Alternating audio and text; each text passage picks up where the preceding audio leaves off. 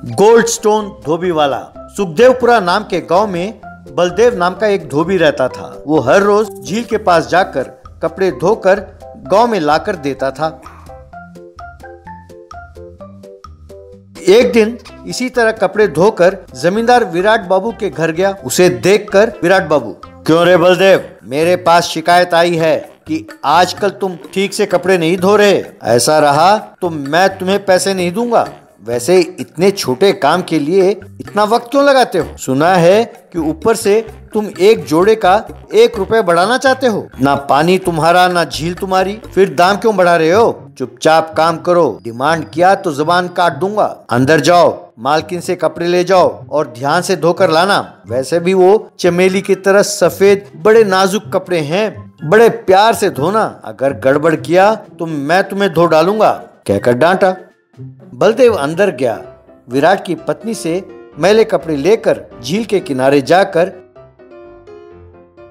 कपड़े धोने लगा। बलदेव अपने आप से, वैसे मैंने ऐसा क्या कह दिया कि विराट बाबू मुझ पर यूं गुस्सा हो रहे थे? मैंने कुछ गलत तो नहीं कहा था। बहुत दिनों बाद केवल 1 रुपए बढ़ाया था, इस पर इतना गुस्सा? जो भी मुंह में आया कह दिया। मेरी हिम्मत नहीं हुई, वरना उस विराट को तो मैं यूं धोबी पछाड़ मार कर गिरा देता। यूं जोर से कपड़े मारने लगा तो चमेली की तरह नाजुक सफेद कपड़े फट गए। बलदेव तब हड़बड़ाकर, बाप रे, ये क्या, ये ऐसे फट गए? अरे गुस्से में धोया तो ऐसे कीमती कपड़े खराब हो गए। अरे वो तो मेरी चमड़ी उधेड़ देगा, क्या करूं? यूं सोचकर बाकी कपड़े की गठरी बांधकर घर जाने लगा।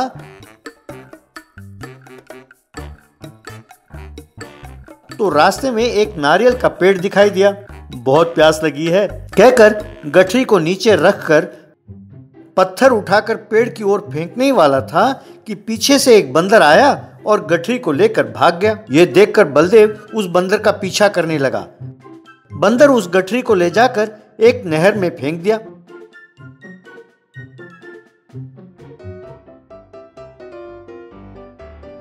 पानी के प्रवाह में वो गठरी बह गई। ये देखकर बलदेव, बस अब तो मेरा काम तमाम ही समझो। जमींदार के कपड़े तो बिल्कुल फट गए हैं, गांव वालों के कपड़े भी नहर में बह गए हैं। मैं यूं खाली हाथ गया तो मुझे मार डालेंगे, कहकर नहर में कूदने ही वाला था कि नहर की देवता प्रकट हुई। अरे मूर्ख, नहर में क्यों कूदना चाहते हो? क्या है तुम्हारी परेशानी?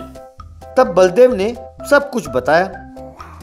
बस इतनी सी बात के लिए तुम इंसान यूं परेशान क्यों हो जाते हो? ठीक है, मैं तुम्हें एक राज की बात बताती हूँ। तुम जिस पत्थर पर रोज कपड़े धोते हो वो कोई साधारण पत्थर नहीं है, वो एक सोने का पत्थर है। अब से जब भी तुम उस पत्थर पर कपड़ा धोगे तो हर मार पर सोने के सिक्के बरसेंगे। उन्हें जमा करो और बेचो, बस तुम गांव के जमींदार से भी धनवान हो जाओगे। ये सुनकर देवता को प्रणाम किया और उस पत्थर को घर ले जाकर उस पर कपड़े धोने लगा। उससे सचमुच सोने के सिक्के बरसने लगे। उसका एक ढेर बन गया। उसे देखकर बलदेव, वाह, अब मुझे किसी भी बात की चिंता नहीं है। इस सोने के सिक्के के ढेर से मेरी गरीबी दूर हो जाएगी। अब कोई परेशानी नहीं है, जमींदार की डांट भी नहीं सुनना पड़ेगा। यूं सोच रहा था कि कपड़े धुलकर नहीं लाने के कारण गुस्से में जमींदार विराट बलदेव के घर आया। क्यों रे, कपड़े अब तक क्यों नहीं लाए? मुझसे डर नहीं लगता? मार डालूंगा, खबरदार। तो घर के अंदर से सफेद कीमती कपड़े लाते हुए बलदेव, मालिक, कपड़े धो रहा था कि वो फट गए। ये उन कपड़ों से भी ज्यादा कीमती कपड़े हैं, ये लीजिए, कहकर दिया। उसे देखकर गुस्से में उठाकर फेंकते हुए विराट, चुपचाप मेरे कपड़े मुझे ला दो, नहीं तो तुम मेरा भयानक रूप देखोगे, कहकर डराया। तब बलदेव मन में, ये तो मेरे पीछे ही पड़ गया है, अब वो कपड़े मैं कहां से लाऊं विराट से? ये उन कपड़ों से भी ज्यादा कीमती है मालिक, अब के लिए इसे रख लें, नहीं तो उसकी कीमत बताइए, मैं हर्जाना भर दूंगा। यह सुनकर विराट गुस्से से लाल पीला होने लगा। बलदेव से, तो तू अब मुझे पैसे देगा? तेरी ये हिम्मत, तेरी औकात क्या है? वैसे मेरे कपड़े 10,000 रुपए के हैं, क्या तुम इतने पैसे मुझे दे सकोगे? यहाँ खाने के लाले पड़े हुए हैं और पैसे भरने की बात करता है। यूं कह रहा था कि बलदेव अंदर जाकर 10,000 रुपए के नोट लाकर विराट को देते हुए, मालिक, ये लीजिए, ज्यादा बोलने की जरूरत नहीं है। अगर मेरा दिमाग फिर गया तो मैं आपकी हवेली खरीद लूंगा, खबरदार। ये बात सुनकर विराट की बोलती बंद हो गई। विराट अपने मन में, इसकी हिम्मत आई कहां से? इसने अब गुस्से में बोला था या पागलपन में? कहता है कि मेरी हवेली खरीद लेगा। इसके पास इतने पैसे आए कहां से? क्या इसके पास इतने पैसे हैं? कहीं इसे कोई खजाना तो नहीं हाथ लगा? पता लगाना होगा, कहकर जाने का नाटक करते हुए बलदेव के घर के खिड़की से अंदर झांकने लगा। बलदेव अंदर जाकर, ये जमींदार ज्यादा बकवास करता है। मैं अब पत्थर पर कपड़े धो धो कर खूब सोने के सिक्के जमा करके उसकी हवेली खरीद लूंगा, कहते हुए उस पत्थर पर कपड़े मारने लगा तो सोने के सिक्के बरसने लगे। ये सब देखकर विराट बाबू, अरे ये क्या? ये तो गोल्ड स्टोन है, इससे कपड़े मारते ही सोने के सिक्के बरस रहे हैं, तो इसीलिए यूं पूंछ हिला रहा है ये, इसीलिए कहता है कि मेरी हवेली खरीद लेगा। इसका वो पत्थर गायब करता हूँ, कहकर रातों रात उस पत्थर को चुरा कर हवेली के अंदर ले गया। उस पर कपड़े धोने की कोशिश करने लगा। अब सोने के सिक्के बरसेंगे, खूब सिक्के जमा करके इस हवेली का सबसे धनवान बन जाऊंगा। तो बलदेव पत्थर के गायब होने पर सिर पीटता हुआ रोने लगेगा। यूं सोचते हुए कपड़े को पत्थर पर पीटने लगा तो विराट के पीठ पर दबादब मार पड़ने लगी। हाय रे, बाप रे, कहते हुए और जोर से मारने लगा। वो जितना जोर से पत्थर को पीटता था उतनी ही जोर से उसके पीठ पर मार पड़। हाय रे, ये क्या? बलदेव पीटता है तो सोने के सिक्के बरसते हैं और मैं पीटता हूँ तो मेरे पीठ पर मार बरसता है। मुझे नहीं चाहिए ये पत्थर, कहते हुए बलदेव के घर के बाहर उसे फेंक कर, भाई बलदेव, ये कोई जादुई पत्थर है, लगता है इसे धोने के लिए सिर्फ तुम ही लायक हो, मुझे माफ करो, इसे अपने पास ही रखो। इस तरह बलदेव उस पत्थर से मिले संपत्ति से गांव का भला करते हुए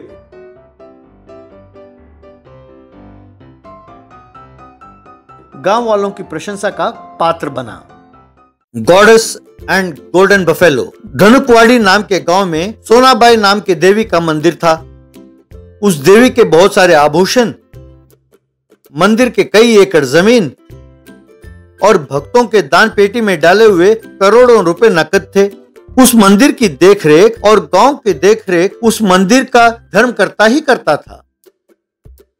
हर साल सोनाबाई मंदिर का उत्सव होता था, जिसके अंतर्गत भैंसों की प्रतियोगिता का आयोजन किया जाता था। उस प्रतियोगिता में जिसका भैंसा मंदिर के धर्मकर्ता के भैंसे को हरा देता था, वही अगला धर्मकर्ता नियुक्त किया जाता था। यूं कुछ साल पहले आशुतोष राणा नाम के व्यक्ति उस मंदिर का धर्मकर्ता नियुक्त हुआ।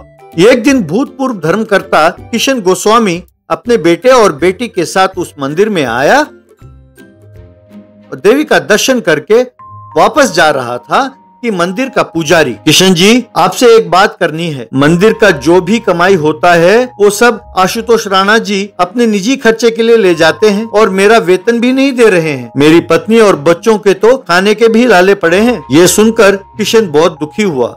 पर भक्तों का चढ़ावा तो आपको मिलता है ना। यहाँ के आसपास के 10 गाँव के सैकड़ों लोग जो इस मंदिर के दर्शन के लिए तो आते ही हैं, है ना?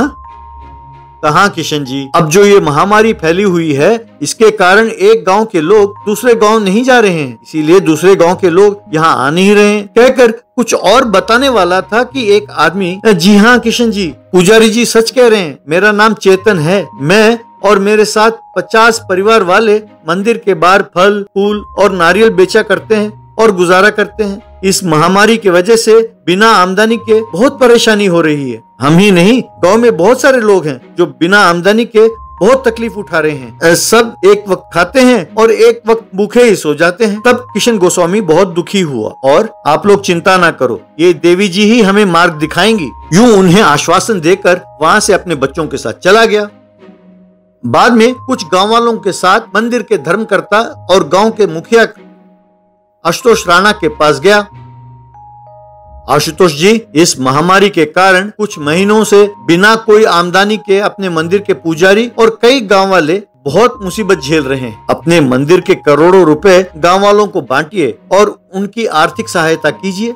देखिए भूतपूर्व धर्मकर्ता महोदय, मंदिर के धर्मकर्ता और गांव का मुखिया होने के नाते मुझे क्या करना है मैं जानता हूँ। आपकी राय की जरूरत नहीं है, यहाँ से अब आप जा सकते हैं, ऐसा कहा नाराज होकर।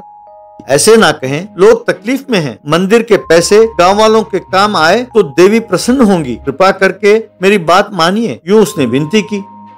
मंदिर के पैसों को कहाँ उपयोग करना है, धर्मकर्ता होने के नाते मेरी मर्जी है। आप यहाँ से जा सकते हैं। यूं ढीठ बनकर बात करेंगे तो हम नहीं मानेंगे। ऐसा जवाब दिया तब धर्मकर्ता सोच में पड़ गया और अपने आप से, इस बात को अगर आगे नहीं बढ़ाना हो तो किशन जी के लिए एक चुनौती देनी होगी जो वो नहीं कर सकता। यूं मन में सोचकर, देखिए किशन जी, यहाँ बेवजह तमाशा ना करें। इस समस्या का मेरे पास एक समाधान है। एक हफ्ते में सोनाबाई देवी मंदिर की वार्षिक समारोह है ना, उसके अंतर्गत होने वाले भैंसे की प्रतियोगिता में यदि आपका भैंसा मेरे भैंसे से जीत जाए तो आप ही धर्मकर्ता होंगे और तब आप गांव के मुखिया बनेंगे। तब आप मंदिर के पैसे गांव वालों में बांट दीजिए। ये तो अन्याय है। आपका भैंसा मेरे भैंसे से ताकतवर है। मेरा भैंसा अच्छा पौष्टिक आहार देकर तैयार करने के लिए मेरे पास पर्याप्त धन नहीं है। मैं इस चुनौती को स्वीकार नहीं कर सकता।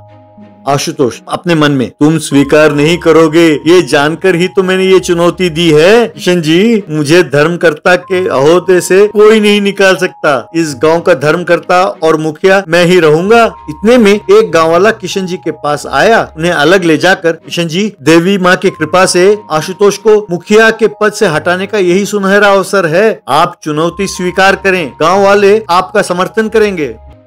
ठीक है मुखिया जी, मुझे चुनौती स्वीकार है। देखता हूँ कि एक हफ्ते में अपने दुबले पतले भैंसे को तुम तगड़ा भैंसा कैसे बनाते हो। ठीक है, अब आप जा सकते हैं। अगले दिन किशन अपने हिस्से का भी खाना अपने भैंसे को दिया और इन 4 रोटियों और थोड़े से घास से मेरा भैंसा एक हफ्ते में ताकतवर कैसे बनेगा, यूं चिंता कर रहा था कि तभी गांव वाले अपने अपने हिस्से के भोजन लेकर किशन जी के पास आए। किशन जी, आपके भैंसे को ताकतवर बनाने के लिए हम भी आहार लेकर आए हैं, आप चिंता ना करें। यूं हर एक आदमी हफ्ते भर में भैंसे को रोटी, चावल, सब्जी, फल वगैरह खिलाते रहे। दुबला पतला भैंसा ताकतवर बन गया।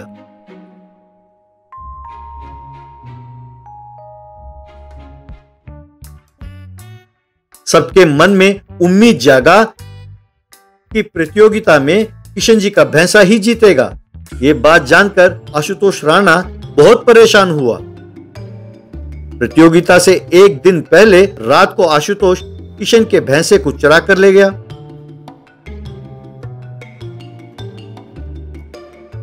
अगले दिन सवेरे भैंसे को गायब देखकर, आए राम, ये क्या, सब गांव वालों ने अपना भोजन त्याग करके इस भैंसे को प्रतियोगिता के लिए तैयार किया था। अब भैंसा गायब है तो मैं गांव वालों को क्या जवाब दूंगा, कहकर सिर पकड़कर बैठ गया। तभी गांव की देवी उसके सामने प्रकट हुई और, किशन बेटा, तुम चिंता ना करो। तुम्हारे भैंस के बदले में मैं एक सुनहरा भैंसा दे रही हूँ। वो बहुत ताकतवर है। वो प्रतियोगिता बहुत सफलता से जीत जाएगा। तुम्हारा कल्याण हो। कहकर एक सुनहरा भैंसा उसे देकर देवी अदृश्य हो गई। सोनाबाई मंदिर के सामने आशुतोष राणा के भैंसा और किशन जी के भैंसे के गले में एक एक बड़ा पत्थर बांधा। जो भैंसा अपने गले में बांधे पत्थर के साथ ज्यादा दूरी तक जाएगा वही विजेता होगा, ये घोषणा की गई। आशुतोष के भैंसे के ऊपर आशुतोष सवार था और किशन जी के भैंसे के ऊपर उसके बच्चे बैठे थे। राणा का भैंसा थोड़ी दूर पत्थर को खींचता हुआ गया और फिर थक गया।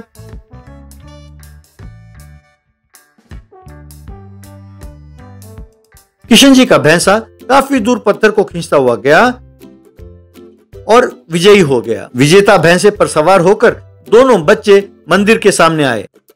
किशन जी नया धर्मकर्ता नियुक्त किए गए और वो मंदिर के पैसे गांव वालों में बांटा। देवी जी मुस्कुराते हुए सबको आशीर्वाद दे रही थी।